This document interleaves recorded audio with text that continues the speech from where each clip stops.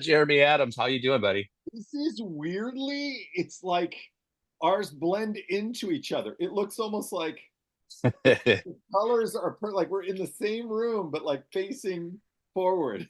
It's like, yeah, like a Saturday Night Live Yeah, I sketch feel right like I across should from each be, other. I Yeah, should be yeah. like looking. That's cool.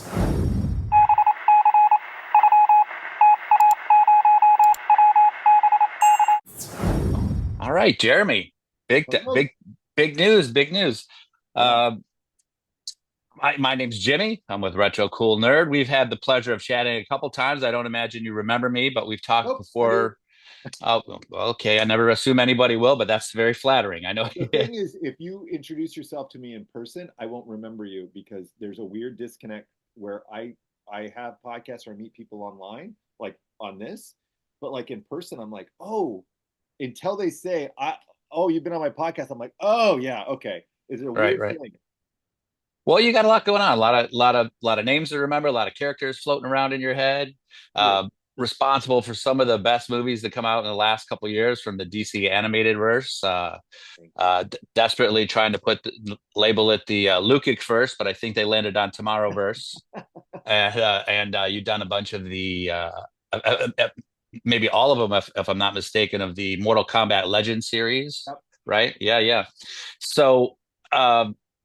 When I talk to you, you've been in this business for some time, and you've worked with some of the bigger names. You've got to rub elbows with some of the big guys, and you've gone from a bit of a name dropper to a name that is to be dropped in the future now that you've signed an exclusive deal with DC Comics. So what brought that along? What made them decide to put a ring on it and not let everybody else poach you?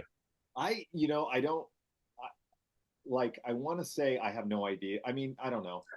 Come on. There's an element the way that they described it to me. Like I'm very grateful about it, and it feels very humbling because it feels like, oh, I'm part of the club a little bit. And I think, the way that they described it was like, hey, we're looking around and we're seeing that this Jeremy guy is writing a bunch of our books, Mhm. and they're doing well. And so I think they also saw that I'm really hungry in this space, in the comic book space, and I'm really enjoying it. And so they asked me to sign an exclusive contract, and you know, I mean, I have just nothing but an attitude of gratitude about it because it's the comic books are something that I've just loved my entire life, and to be able to do this is, especially at a time where I feel like DC is, blowing up. I feel like not just the books are doing well, and whether it's the All In initiative or Absolute or just it feels like there's a normalcy. But as we lead into the summer of Superman and stuff like that, it just feels exciting, and I'm just really excited that they've had enough confidence in me to let me write some, you know, just kind of go and do my own thing, and Green Lantern and Aquaman and man, it's a thrill. I mean, honestly, it's like I keep thinking about 8-year-old Jeremy going like, "This is epic. This is everything. Like this is everything you wanted." Right? Yeah, And it's yeah. and it's and it's really 8-year-old Jeremy that's just like I have a picture up there, and it's me with in '89 with a stand up of Michael Keaton Batman that I won at a JC Penney, and that's the kid that's just like, yes, you know. Yeah, yeah, yeah. That's incredible. So before I move on, do they give when you get signed on to DC, do you get a big smoking jacket with the logo on it, similar I like the wish, Five Timers I wish, Club? like, I wish there was like a brand or a tattoo or something, Yeah. no, no, it's a promise of getting to do more, which is great. And that's the exciting thing to me because obviously you know me from like the animation world, and even then Mostly, yeah. I felt like I was fairly new, even though I had been doing it for a long time. And now I feel like I'm fairly new in comics, even though it's been a few years now, but still not that long. And I just I want to play with all the toys. Most comic book writers, this is where they come from. They were a kid growing up, loved comics, Yeah. and now they finally get a chance to do it. But I feel like that really shines through in your writing. Like I'm a smidge older than you, and I grew up reading Silver Age comics. So Yeah. aside from Batman, who was, kind of, well, let's just take him off so we can have a conversation about almost anything else. um, Flash Gordon. Yeah. I'm that movie with Sam J. Jones, huge fan, a big influence on my life. Yeah. Um, Aside from like I said, aside from Batman and the comics, Green Lantern, The Flash, two of my Yeah. my twos, number two and three, I guess, right? Yeah. So I've always felt like um, some characters are better when they stay dead, like Hal Jordan's arc, being evil, destroying the universe, parallax, blah blah blah. But you did what I thought personally, what I thought was almost impossible, is you brought him back and you made him cool again, Oh, right? And well. and you made him like, when he came back, it was a bit of an eye roll from me. But your writing is really taps into, like I said, that silver age. I want to know how you approach somebody like a character that has that much history and that much gravitas. How do you make them cool, I I, guess. you know, like I don't know how I can make them cool. Like in my head, essentially, it was like this: is I think I definitely have more silver bronze age sensibilities. Like toward the end of the kind of bronze age, like got so cynical that that's not necessarily me. I think I have like a a very bright, hopeful outlook. And the comics that I loved were like, they're very like 80s action movies, like big set pieces with really great one-liners, and like you get the character of what they are. With Hal in particular, um, when I was trying to figure out, when I had written on Green Lantern the animated series, and I remember Jim Hmm. Krieg and Giancarlo Volpe, and like in the little writers' room, they had a picture of Captain Kirk as Hal and different characters from Star Trek, because Jim's a Star Trek name. And I was like, oh, I get what you're doing here. This is kind of the template of like, it's kind of like this character, right? Like that's how you got to do. And for me, I was trying to figure out who Hal Jordan was to me, and I was watching Bull Durham for the heck of it. And Kevin Costner at that age, it's like that's Hal Jordan to me. He is smart and cocky, a little, not like the smartest tool, but like super cool. And I was like, is there anybody more charismatic than Kevin Costner circa Bull Durham? Like he's super charismatic and manly and all this stuff. And that's how I wrote him. And then the voice starts morphing and changing and becoming his own character. I think a big part of the way that I approach characters, especially main characters, is I don't treat them like dirt. Like they've been around for a long time for a reason. There's a reason that people respond to them. There's a reason that people like them, and I try to make them characters. It's funny because there is a disconnect. Like there's a new generation of writers that absolutely hate my characterization of Hal Jordan, and they think he's too like, oh, look at him, pursuing Carol even though she's engaged. And I'm like, yeah, she doesn't have a ring on it yet. So like, Right, right, right, like right. that's kind of who Hal is, and more to the point, it was who's Carol, but I honestly I try to approach these characters with like, how would I like them? I don't ever try. I'm not trying to talk down to characters. I think it would be the worst disservice to a comic to write a book about a character you hate. If anything, if I don't like the character, I'm like, how can I write this in a way that I like the character? Like, how can I find something in this character that I really love? And and I really approach that a lot, especially with characters that I just don't have any affiliation or affinity for, or that I'm like, I don't know why I should like this character. And then I find it incumbent upon me to go, well, why don't you write something that you would like in this character? And then that's the thrust of what I do with that character and how I write it, so that I suddenly fall in love with that character and I'm like, oh, I want to write this character all the time. Mr. Terrific was one of those characters that I was like, I don't really get this character. And then the minute I go, oh, what if he was more like Buckaroo Bonzai? I was like, now he's my favorite character. I will Oh, write this incredible forever. pull. Yeah. I mean, that was literally. I was like, oh, okay. Now I can. He's one of my favorite characters. Like, so I love it. Yeah, yeah. Now I can't not look at him through that light. That's a yeah, that's a yeah. great Because that's a great they pull. made him so very Vulcan. Like he's been written. so very emotionless, and I was like, I Hmm. can't do that. I don't like that, you know. So can I write him in a way that this is the reason why, but also this, and this. And like I said to somebody else, I have a running list of businesses that he owns that feed his lab. And it's like cereal businesses, and he has a streaming service, and he like, Yeah.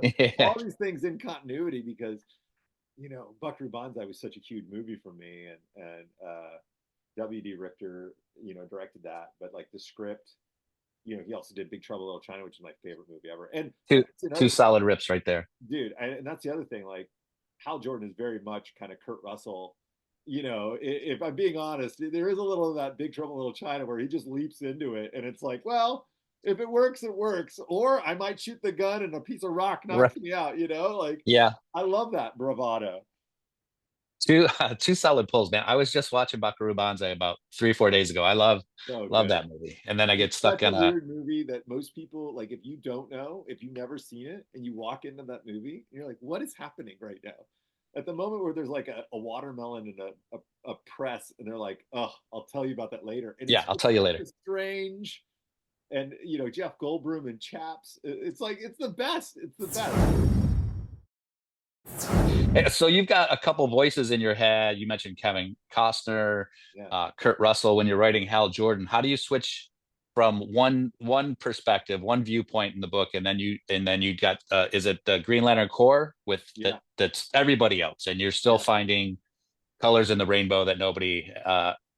can see, right? How do you Right. switch from one perspective to the I don't know, maybe schizophrenic multiple perspectives of No, the cool thing is that I've been a nerd for so long, and I've lived with these characters in some form or another, that like a lot of those personalities, like John Stewart's one of those guys that Justice League Unlimited did such a good job of fleshing out that character and who that person was, that Carl Lumley, I think, did it. And it's like, I can't not hear that voice that way. Mhm. Guy Gardner to me is so well defined from the Justice League International version of Guy Gardner by DeMatteis and Keith Giffen, and with McGuire's art, that's the version I see in my head. Even though Tomasi did such a huge run with him too, that kind of matured him a little bit, he's still going to be that a hole that I love. Um, it's like Superman's always going to be Christopher Reeve to me. Batman's always going to be a Frank Miller thing to me.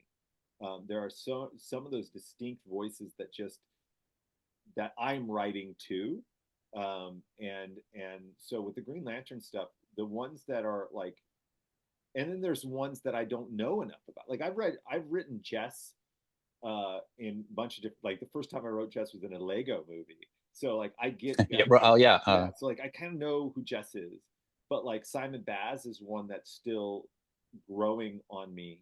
Morgan, thank goodness, can fill in some of those gaps that I don't know, because again, there's so many comic books and there's so much little time, and you're trying to catch up to 80 years of continuity, and so you're trying to figure out what's the hook, what's the personality hook that I can grab onto here, and then find the voice that I want to write it with.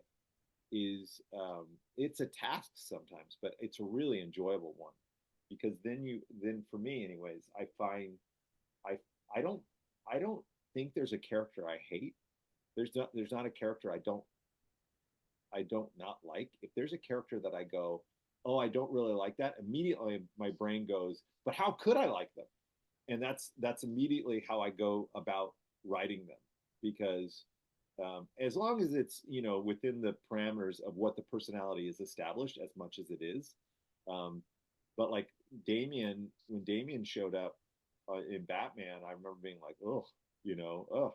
And then suddenly Grant Morrison writes this epic run where he flips the personalities. Like Dick is, Batman and Damian's Robin. And I'm like, this is the greatest thing ever. I actually think it was a disservice to the character to mature him a little bit. I mean, I get it and I Yeah. understand they did it, and Josh did an incredible run of Robin, and like he's not, but I also am like, I like the jerk that might assassinate you, like the little kid that might cut your throat. Like that was really fun. Yeah, that Batman and Robin run was Oh, pretty so good. epic. Yeah, and same like he came up and we're like everybody, well, probably everybody was like, oh, another Robin, Yeah, interesting idea, yeah, son of the demon. But yeah, he really made it sing, right? Yeah, yeah. He made it sing, and then when they did the Super Sons book, it was just yeah. like again another like incredible series that was weirdly accessible to everybody. Was definitely a book you could point kids to try to like get them into the continuity and into the vibe. And I wish that's something I keep begging them to let me do, like a kid, like a in continuity kid centered book, because Teen Titans was that obviously originally, but Young Justice was that for me growing up, the Peter David stuff, and then Jeff did a great run on Teen Titans as well. Didn't you do the animated Super Sons? Wasn't Yeah, that yeah, you? yeah, yeah. That was, I mean, that was one of my favorite things I've ever worked on, and it was such a. The animated Super Sons was Rick Morales, who is the Yeah. producer on that, and we've done like 10 movies together. We had been trying to get that made for years, and theatrical was like, no, we're doing it, and we're like, "Ooh." And then AT&T bought Warner Brothers, and there's this weird gap where like they said yes. And because Rick and I had talked about it so much, I think I had the outline turned in within like 2 days. And we just hit it so fast because we're like, they're gonna stop us. They're gonna realize what they've done because we loved it so much. And it was so well received and people were enjoyed it so much. I still get a lot of people talking about it. But that was such a fun. I love those characters so much. And top top notch writing. Really, really nailed three relationships. Really, like between the two, between Batman, or I'm sorry, between Robin and Superboy, yeah, between Batman and Robin, and between John and Clark and Lois. Right? yeah, exactly. Really, really made all those three relationships come together. Yes, actually, I mean, Thank I'm not here to wash them up for you, buddy, but you're doing a great, as far as I'm concerned, you're doing a great job. Well, Okay. thank you, man. Thank you. Yeah. We'll swing back to the Green Lanterns real quick. Yeah, Maybe not a favorite Green Lantern, but you have one specific Green Lantern that for you is the most fun to Guy, write. 100%. It's Guy, Guy, yeah. Guy Gardner. He, when I wasn't reading like, I wasn't a big Green Lantern guy growing up. Like he would show up, and I'd see him in Super Friends or comics or whatever. But when Justice League International happened, I had never read a book like that. I didn't know comic books could be funny. Like that was so surprising to me. And he was such a jerk. And then there was this moment where they, not it was after Batman punched him in the nose, but like he ended up knocking his head and becoming like the a pacifist for like an entire year. I mean, it was crazy how long they played that gag out. And two of my favorite covers was like Lobo appeared, and it shows Lobo on the cover, bending over a crying Guy Gardner. And at the end of that issue, it's the boom tube that brings him back. And the next issue is the exact reverse of it, with Guy leering over Lobo with "I'm back." And I was like, Mhm. nothing you can't do with this character because he's rough around the edges. He has incredible willpower. He doesn't give a rip. He does have a heart of gold, but he's a really rough around. The rough around the edges part is great because he's not gonna he's not gonna do. I mean, there's a moment where they're flying and he picks up some Russians. Like this is 1980 whatever, or maybe later, but Russians on the radar, and he's beating up Rocket Red, singing the Star Spangled Banner, and I'm like, this is effing awesome. It was Yeah. so funny, and I love that because there's such a big character that you can write to, and being able every time I get to write him, I'm like super excited because he is impulsive and Hal's a little bit. Oh, Hal's impulsive too, but he's smart and he's brave. Guy's just a little more loudmouthy, and as a writer, if you can have a loudmouth guy that you get to like, you know, throw jabs because if writers when writers get around each other, we're all more like Guy Gardner. Like trying Yeah. to be mean and jerks and like poking at each other and being smart Alex. Um, but it's very fun. I think he's really really fun. Wasn't he sort of, if not the first, one of the first heroes that wasn't like a hero, like a standard hero? He was the first kind of, if you will, a hole Yeah, that I was I still, yeah. I, I And the imagine that That's probably true. Yeah. Now that we're talking about it, I mean, that Justice League International run, that was the first time at least I can remember seeing a character that was Yeah, different, I guess. They had a different, yeah, right? Right. yeah, Yeah. yeah. I love that. I love that. I mean, it's sort of like, it's sort of like Wolverine in X-Men, that you would just be like, oh, he's kind of a jerk, or he's not a jerk, but he's cantankerous, and he's smoking and he's drinking and he'll cut you. And it was just the coolest effing thing in the world, right? Like, I don't know if there was a better panel in comics that I had ever seen than the Dark Phoenix saga. My dad had given me this like trade of, it has to be one of the first trades. I don't even know, they weren't really doing trades back then, but I still have it. It's just spine's completely gone. Mhm. And he gets like, he's at the Hellfire Club, and his mass is exponentially increasing. He plummets to the ground, and he's in the sewer. And there's this one shot of him going like, "Now it's my turn, bub," or whatever. And I was like, "This is the coolest character like I've ever seen in my life." And so those characters that are kind of hard a little bit, I don't know. Mhm. There's something about it that I freaking love. I am running out of time right here. I got Oh one more real quick for you, Jeremy. When I was a young man, I used to have to get up early in the morning on Saturdays to beat my brother to the couch to get the good spot in front of the yep, TV.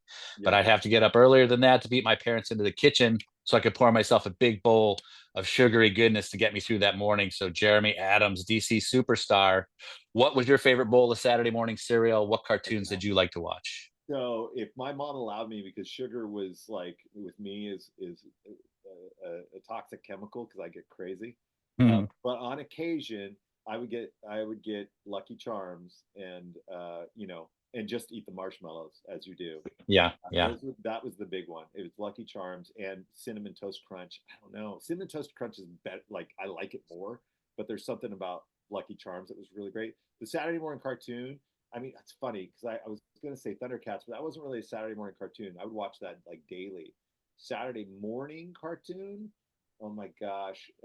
So here's a weird one that I really, really love. I like Black Star, but I also love this one. Did you ever see Kid Video? Oh, that name sounds familiar. It's not coming. I know the name. It's not coming up picture in my It's head though. so weird. It's a weird thing. I mean, those were Saturday mornings. Sunday mornings, I would try to convince my mom I was sick so I could stay home to watch Thundar the Barbarian. Never worked. Always had to end up going to church, but I would be like, oh, I'm because Thunder the Right. Yeah. Barbarian would always happen in the middle of church.